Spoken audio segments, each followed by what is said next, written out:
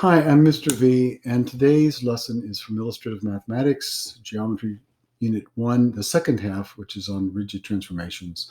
And this is Lesson 14, Defining Rotations. Previously, we explored rotations, and today we're actually going to get into defining them. By the end of the lesson, you should be able to say, I can describe a rotation by stating the center and the angle of rotation and the direction. Three things. I can draw rotations. So for the bell work, we had these questions, and you were supposed to compare which angles were congruent. To be congruent, you have to map the pre-image onto the image with a finite set of rigid transformations. In other words, you can take one figure and lay it directly on top of the other by doing rigid transformations. So this looks like angle B. I could have called it CAB or ABC. Angle B and angle H are a little bit wider than angle E. And I'm using just the very center letter, which is the vertex angle. So I would have angle E and angles B and H would be congruent, or ABC and GHL. My strategy for the second one would be to take a piece of paper. If I take a piece of paper, it's got a right angle, and I can lay it up on the angle. So I can see angle Z is acute, angle S is obtuse just a little bit, and angle B is also obtuse just a little bit. So angle S and B, notice I use the middle letter to identify the angle. These would be congruent. Third one's a little bit trickier, but these circles all look the same size, and it looks like the first two are acute a little bit more so than the third one. The third one is a little bit fatter. So V and J would be congruent. V and J, which would be this first one. And the final one, this is very confusing. Look at all these circles, and they're all different sizes. But I'm focusing on the angles. And again, I'll take my piece of paper. I look at angle H. It's acute. It's less than 90 on my paper. Angle B is obtuse, and angle E is also acute. So H and E, and they're both a little bit acute. So these two are going to be the same size. And it doesn't matter if I use DEF or TEU to name them. The angle is what I'm looking at, not the sides, not the side lengths, just the angles. In this next part, I introduced the info gap. This is our second one to do, and there are instructions here. The info gap is not trivial. It's important, and it's important because if you know why you're asking certain information and what you're asking for, then it helps your understanding develop to a greater depth. So you're given a problem card and a data card. The first decision is who has the data card, who has the problem card. And it doesn't matter because you're going to switch partners down the road for the second activity that we do. But just don't peek at the other person's card. The blue box will allow you to look at the card. You can study it. You can figure out what questions you're going to ask. And once you have enough information to both solve it, you both look at both cards and you solve this individually. You compare your answers. If they're the same, then you just copy them down. If they're not the same, you have to talk about them and see who you agree with or who you concur with. Now, to do this activity, there's a couple of things that will help you. First of all, to define a rotation, you have to have the center of rotation. You have to have the degrees or the angle that it's going to be rotated by. And you have to have the direction. Is it clockwise or counterclockwise? So if you're going to be asking questions, these are questions that you could ask. What is the center? What is the degrees or the angle? What is the direction? Is it clockwise or counterclockwise? And another question you could ask is, what is the image of? The image, you start at the pre-image, and where it goes to is always called the image. So if I'm doing a transformation of any kind, whether it's a translation or a rotation or a reflection, it's going to be where you're going to is called the image. So what is the image of point D? Now I'm going to show you what we went through in class today. And this is, I'll do it in short order so that you can see it.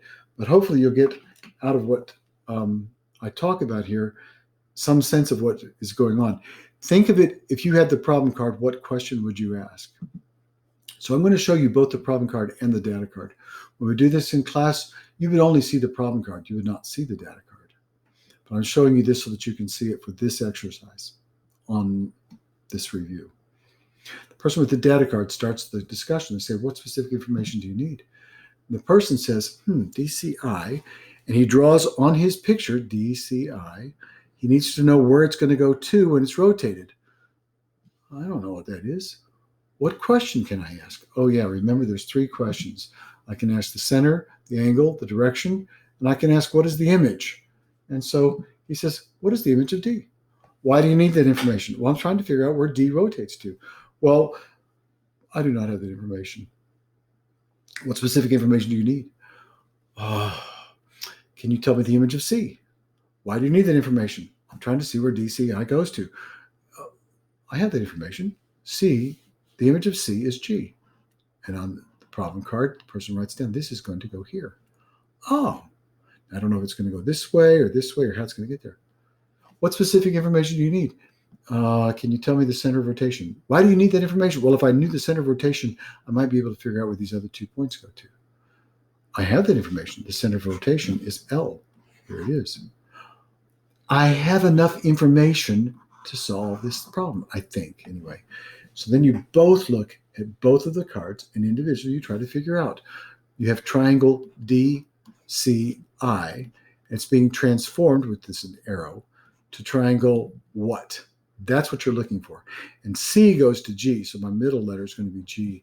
And it looks like D goes to B and I goes to H. So I'm going to say BGH, excuse me. And when I do this, I compare this answer with my partners. If we agree, we write that in the partners box and we go on to the next exercise. The next exercise is a little bit trickier. It said several points have been rotated.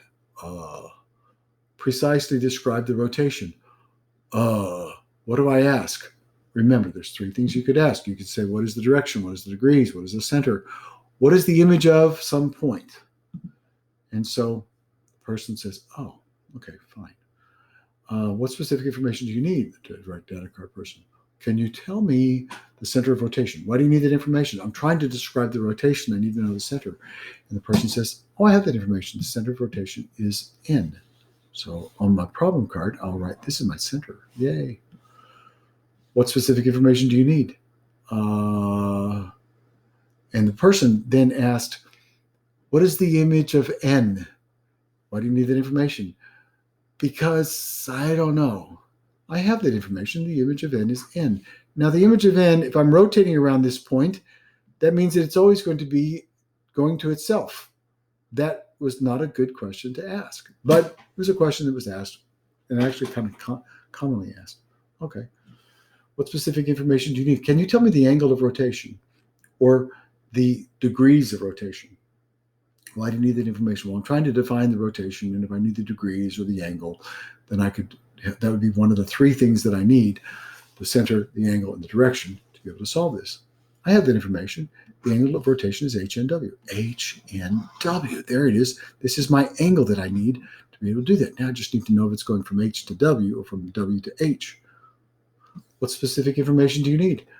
Can you tell me the direction of rotation? Why do you need that information? I'm trying to define the rotation, and I have the angle, I have the center, I need the direction. I do not have that information.